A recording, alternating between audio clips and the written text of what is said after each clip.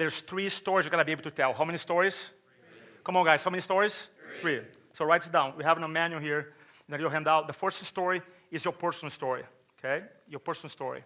Now, your personal story, there's a big confusion because a lot of people say, Roberto, I don't have a story, or my story is not important.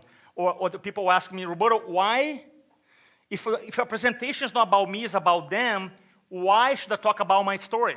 Right? It's a good question. You're not telling your story for your ego, you're telling your story for them. Does that make sense? You're telling your story to create a context for them. It's never about you, it's always about who? About the audience. Right?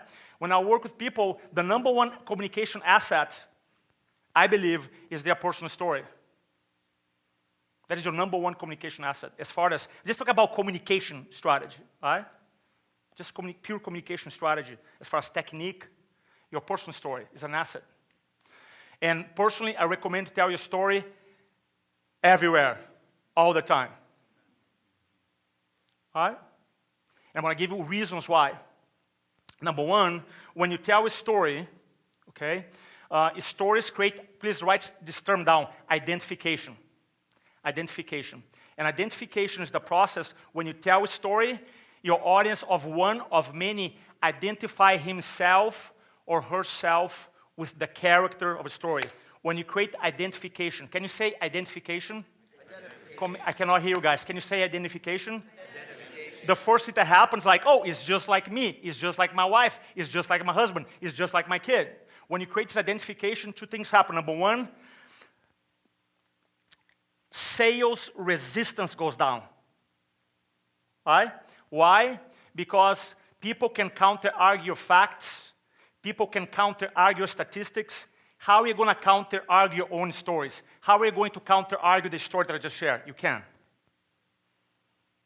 Right? Did Jesus told the stories? Yes or no? A little or a lot? A lot, right? That's how he communicated. The second benefit, right?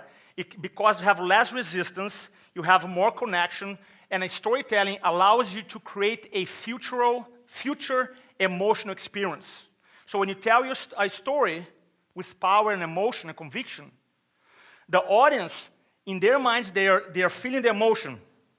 They experience the emotion, but they put themselves in a place, could happen to me if I do, could happen if I don't do. So that's why it's an elegant way to influence.